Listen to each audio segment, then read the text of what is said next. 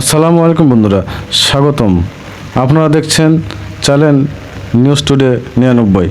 আজ 5 আগস্ট 2025।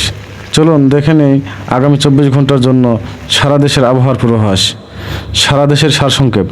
বাংলাদেশের বিভিন্ন স্থানে মেঘলা আকাশ, দমকা হাওয়া এবং হালকা থেকে মাঝারি বৃষ্টিপাতের সম্ভাবনা রয়েছে। রংপুর, ময়মনসিংহ, চট্টগ্রাম, সিলেট এবং বরিশাল বিভাগে কোথাও কোথাও ভারী বর্ষণ হতে পারে।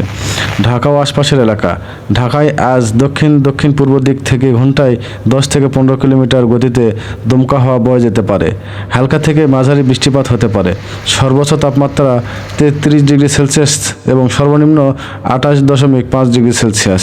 চট্টগ্রাম বিভাগ। চট্টগ্রাম, কক্সবাজার, বান্দরবান সহ পার্বত্য এলাকায় মাঝারি থেকে ভারী বৃষ্টি হতে পারে। বাতাসে আর্দ্রতা বেশি থাকবে, তাই বজ্রপাতের সময় সতর্ক থাকুন। সিলেট বিভাগ।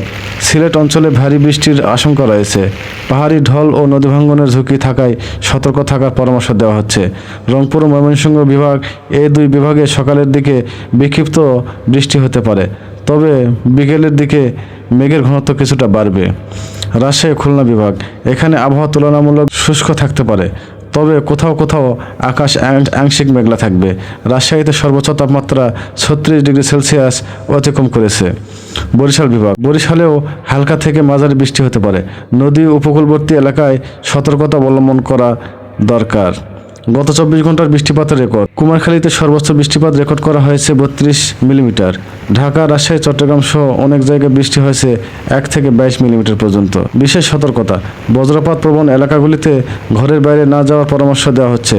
নদী, খাল বা উঁচু স্থানে অবস্থান এড়িয়ে চলুন। ভিডিওটি ভালো লাগলে লাইক ও শেয়ার করতে ভুলবেন না। ধন্যবাদ সবাইকে। সুস্থ থাকুন, নিরাপদে থাকুন।